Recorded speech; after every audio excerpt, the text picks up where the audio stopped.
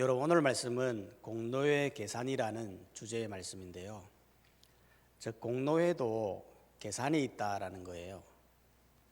세상은 언제나 누가 더 수고했는가, 누가 더 기여했는가 이걸 따지지 않습니까? 회사에서는 실적으로, 학교에서는 성적으로, 가정에서는 희생의 크기로 공로를 계산하는 거예요. 몇 해 전에 한 연구원이 회사를 상대로 소송을 냈는데요. 자기가 회사에 있을 때 개발한 제품이 있는데 그게 지금까지 수조 원의 이익을 냈다는 거예요. 어떻게 보면 이게 다 나 때문인데 정작 자기는 아무런 보상을 받지 않았다 라면서 소송을 냈는데, 여러분, 이 공로를 인정해 줘야 될까요? 사실 자기도 자기 그 제품을 개발할 때 회사에 도움이 있었기 때문에 개발한 거 아니겠습니까? 회사의 지원이 없었다면 이런 제품이 나올 수가 없었겠죠. 즉 누구의 공로인가 계산을 잘해야 된다는 거예요. 오늘 본문의 내용도 마찬가지예요. 오늘 본문에 보면 총 3사람이 나오는데요.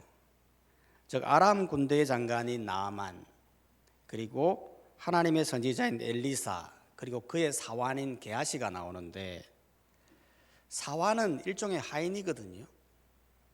즉 주인이 시키는 일들을 감당하는 엘리사의 하인이 바로 게하시인 거예요. 게하시는 어떤 사람이냐면 성경에 보면 굉장히 좋은 인물로 묘사하고 있어요. 열왕기하 4장 13절에 보면 그는 굉장히 성실한 사람으로 나타나 있고, 8장에 보면 수넴 여인이 토지 문제로 왕 앞에 나왔을 때 그를 대변해 주었던 굉장히 좋은 사람으로 묘사하고 있다는 거죠.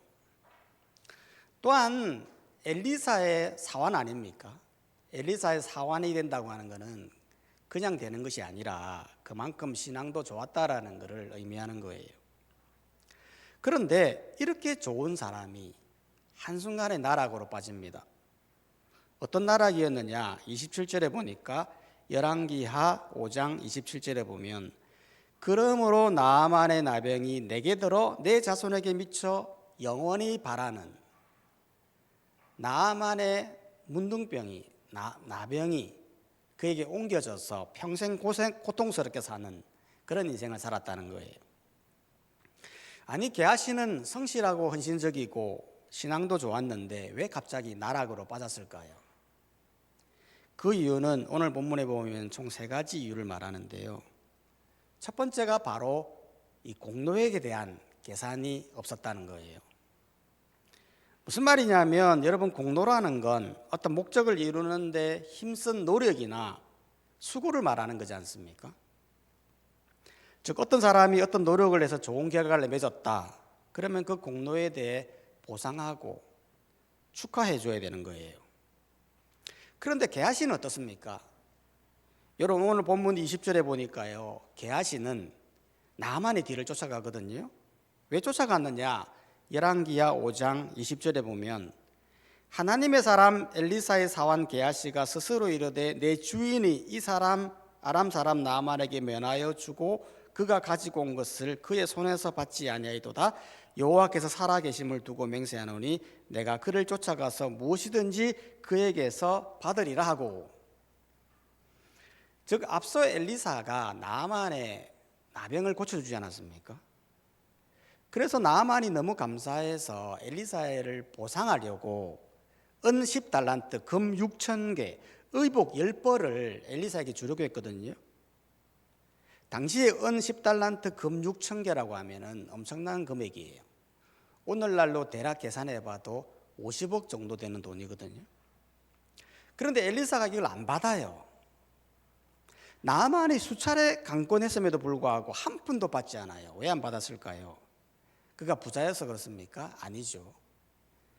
당시 시대 상황을 보면 기근이 너무 커서 선지자 생도들이 독이 된 열매를 끓이다가 고생할 정도로 아주 빈곤한 상태였다는 거예요.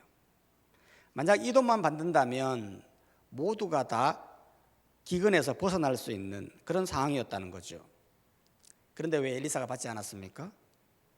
그 이유는 다른 게 아니라 엘리사가 생각할 때 이 공로에 대한 계산이 정확했거든요. 실제로 16절 말씀에 보면 엘리사가 이렇게 말을 해요. 열왕기하 5장 16절에 보면 내가 섬기는 여호와께서 살아계심을 두고 맹세하노니 내가 그 앞에서 받지 아니하리라.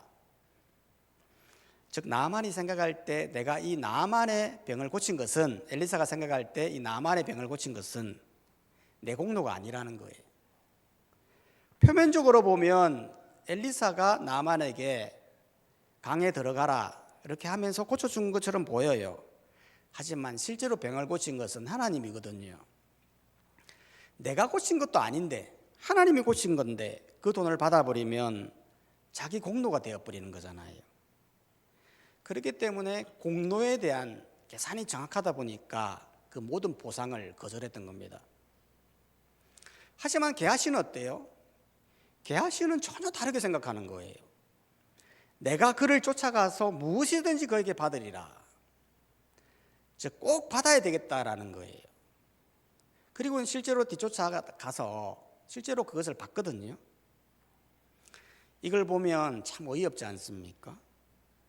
사실 게하시는요, 이런 받을 자격이 있는 사람이 아니에요. 자기가 나만 고쳐준 거 아니잖아요. 아니면 나만을 조금이라도 도와준 적도 없어요. 아무것도 한 게 없어요. 굳이 공로 하나 따진다면 그의 엘리사의 하인인 거 그거 하나밖에 없는 거예요.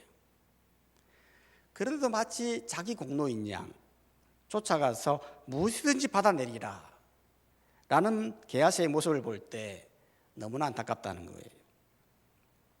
세상이 다 그런 거 아니겠습니까? 이 세상을 보면요, 이 공로에 대한 계산이 잘 안 되거든요.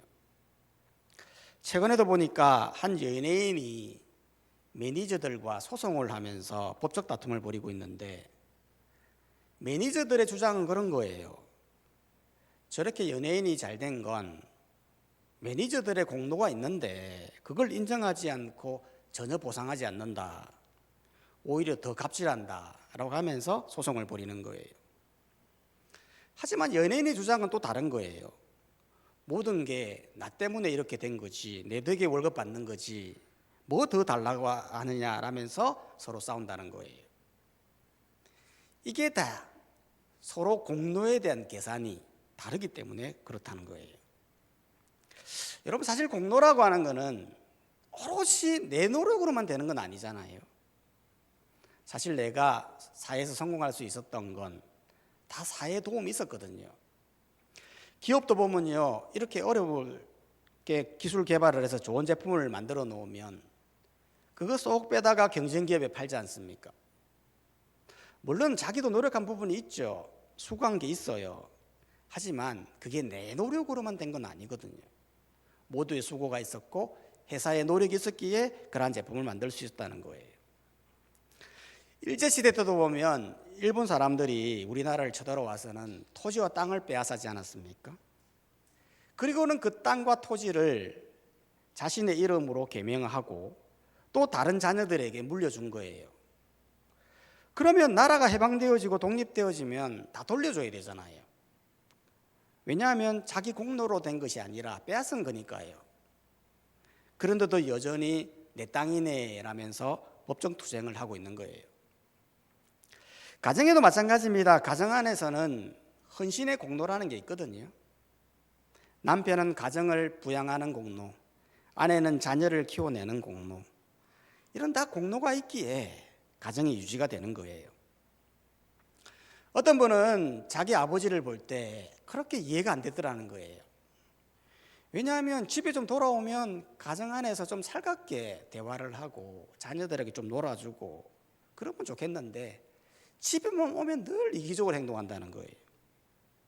그래서 아버지를 절대 이해하지 못했다는데, 그러다가 자기가 성인이 되어서 직장에 나가보니까 그때여서야 아버지를 이해하게 되었다는 거예요. 아버지가 왜 그렇게 행동했는지, 어떻게 이런 직장 속에서 그런 소리를 들어가면서 어떻게 30년 동안 그렇게 일을 했는지, 정말 싫은 소리, 괴로운 소리 다 들어가면서 가족 부양을 위해 힘쓰는 아버지를 보면서 그때부터 아버지의 공로를 인정하기 시작했다는 거예요. 아내들도 마찬가지예요. 여러분, 옛날 어머니들 보면 정말 고생 많이 했지 않습니까? 옛날에 무슨 그 전자가전이라는 게 있었습니까? 빨래 손으로 다 하고 아이 손수 다 입히고 먹이고 그 망나니 같은 남편 다 받아주고 그래서 건강하게 가정이 자라난 거 아니겠습니까?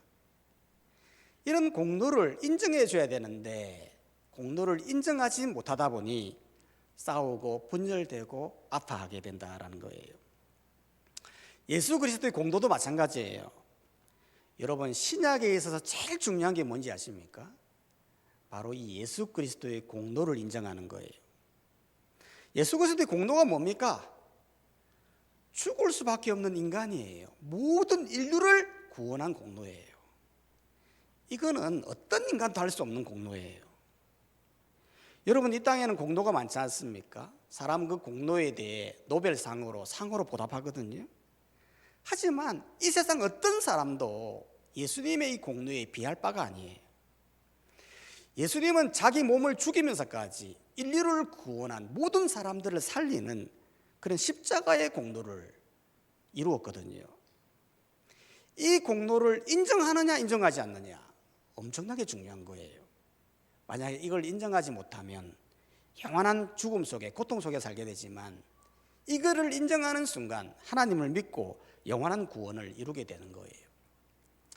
그렇기 때문에 우리는 이런 공로, 사람에 대한 공로, 예수님에 대한 공로를 잘 살피면서 인정해주는 그런 성도가 되어야 한다는 거예요.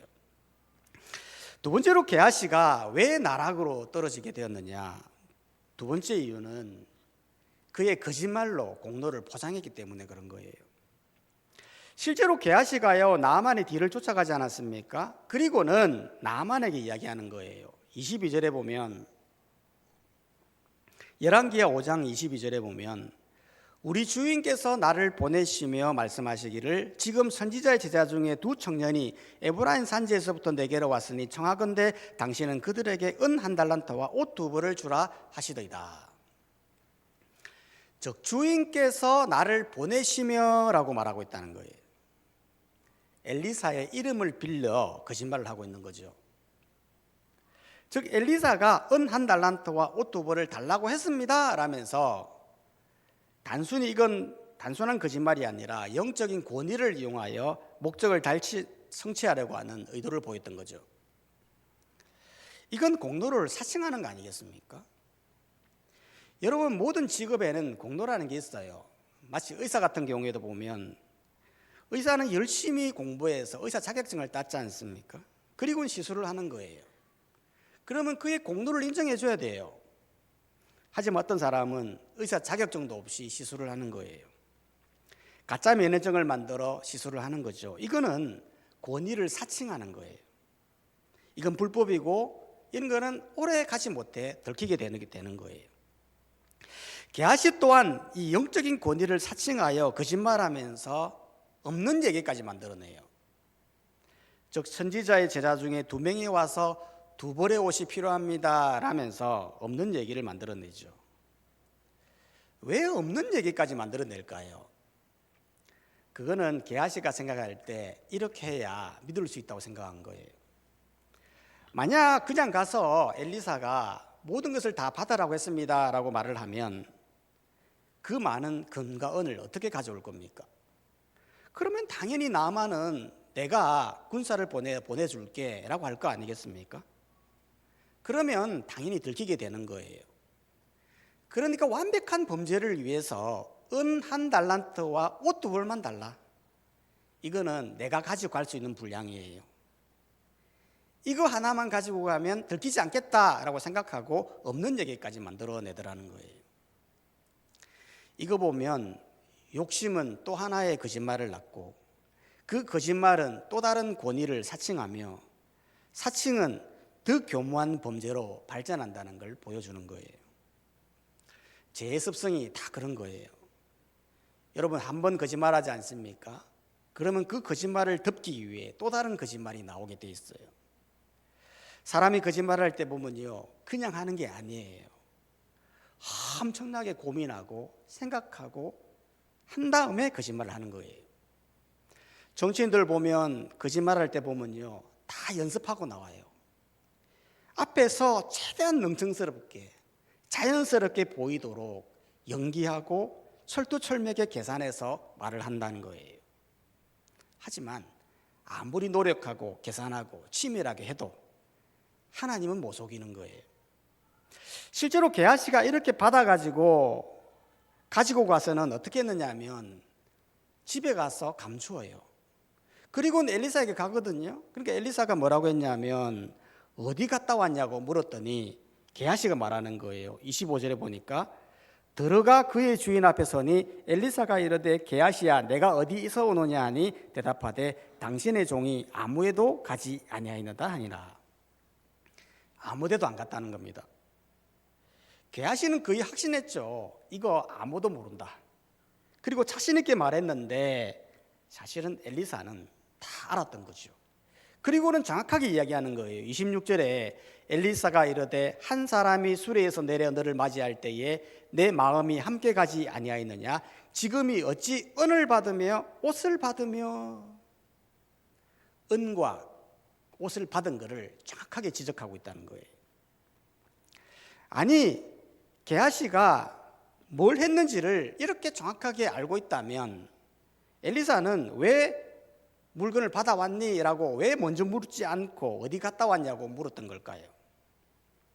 그렇게 하는 이유는 게하시에게 회개할 기회를 주었던 거죠. 솔직하게 이야기해 주기를 그렇게 바랬지만 그 회개할 기회마저도 놓쳐버리고 결국에는 거짓말을 거짓말로 덮다가 결국에는 나병이 걸려 평생 고생하는 그런 신세가 되었다는 거예요.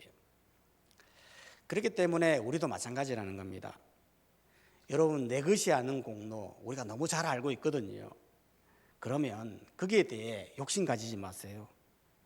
직장에도 보면 분명히 내 아이디어가 아닌데 그것을 빼앗아 가는 사람들이 있어요. 마치 내 것인 양 숟가락 하나 더 얹으려고 하는 의도를 보이는 사람이 있다는 거예요. 그걸 위해서 포장하고 그걸 위해서 거짓말하고 그렇게 하는 사람들이 있다는 거예요. 그거 오래 갈 것 같아도요 오래 못 가요. 나중에 다 드러나게 돼요. 진실은 다 드러나게 되는 거예요. 아무리 치밀하게 감추어도 세상 사람들은 다 속일 수 있어도 하나님은 못 속여요. 하나님은 다 보고 계세요. 지금 사람들이 자신의 거짓말로 모든 사람들을 다 속이고 그래서 떵떵거리고 살고 있다고 자신의 지혜를 자랑하며 살고 있잖아요. 나중에 다 알게 돼요. 잘못된 계산으로 얻은 공로는 하나님이 다 계산하고 계세요. 나중에 하나님의 심판대 앞에서 다 토해내고 심판대 앞에서 심판받게 되는 거예요. 그렇기 때문에 우리는 우리의 공로에 대해 사람의 공로에 대해 욕심내지 말고 그걸 얻으려고 거짓말도 하지도 말고 진실되게 정직하게 삶을 살아가라라는 거예요. 세 번째로 게하시가 왜 나락으로 떨어지게 되었냐면 하나님의 큰 뜻을 알지 못했기 때문에 그런 거예요.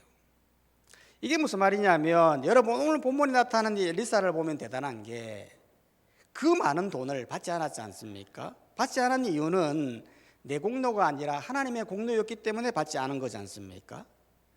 그런데 여기에는 한 가지 더 이유가 있었어요. 왜 받지 않았느냐? 그건 하나님의 큰 뜻을 보았기 때문에 그런 거예요. 무슨 말이냐면 26절 하반절이 말하지 않습니까? 열왕기야 5장 26절 하반절을 보면 지금이 어찌 은을 받으며 그 옷을 받으며 감람원이나 포도원이나 양이나 소나 남종이나 여종을 받을 때이냐. 게하시가 받은 건 은과 옷밖에 없어요. 근데 덧붙이는 거예요. 포도원이나 감람원이나 양이나 소나 남종이나 여종이나. 이거는 뭐를 말하는 거냐면 바로 이 시대의 모습을 말을 하는 거예요. 실제로 이때 당시에는 어떤 공로가 있으면 살해하는 건 당연했어요. 이방 선지자들을 보면 어떤 공로가 있게 되면 살해는 당연한 거고 공로가 없어도 공로를 조장했고 돈을 위하여 점을 치며 뇌물을 위하여 재판했던 그런 어두운 시대였다는 거예요. 그런 시대 속에서 만약 엘리사가 이방 선지자들과 똑같이 돈을 받게 되면 사람들이 생각할 거 아니에요. 아, 엘리사가 믿는 하나님도 이방 신과 별반 다를 바 없구나라고 생각했을 거라는 거예요. 하지만 받지 않게 되니까 어떻게 되는 겁니까? 엘리사가 믿는 하나님이 도대체 뭐냐라고 생각했다는 거예요. 하나님이 어떤 분입니까? 하나님은 대가를 바라시는 분이 아니에요. 돈을 추구하는 분도 아니고 대가를 바라는 분도 아닌 무조건적인 은혜를 베푸시는 하나님임을 온 이방 사람들에게 펼치려고 하는 하나님의 뜻이 있었다는 거예요. 그걸 게하시는 보지 못했죠. 게하시의 눈에는 하나님의 이런 놀라운 계획을 보지 못하고 오로지 욕심의 눈이 어두워 어떤 때인지도 알지 못한 채 욕심으로 행동하다가 이런 사고를 당하게 되었다는 거예요. 그렇기 때문에 우리도 마찬가지라는 거예요. 여러분, 우리가 이 땅에서 공로에 대한 정확한 계산을 하고 정직하게 산다고 하는 것은 단순히 나 혼자만의 문제가 아니에요. 내가 그렇게 삶으로 말미암아 하나님의 은혜를 드러내는 거예요. 나 혼자만의 문제가 아니라 하나님의 이름을 온 천하에 드러내는 엄청난 영광스러운 행동이라는 거예요. 그렇기 때문에 우리는 이 시대 속에서 공로를 부정하고 서로 공로를 챙기려고 하는 이 욕심의 시대 가운데서 우리는 남의 공로를 인정하고 그 공로를 칭찬하며 오히려 하나님의 공로를 더 드러내어서 이 시대에서 하나님의 이름을 온 천하에 드러내는 그러한 귀한 삶을 살아가는 우리 모든 성도님들이 다 되시기를 주님의 이름으로 축복합니다. 이 시간 다 함께 찬송가 310장을 찬양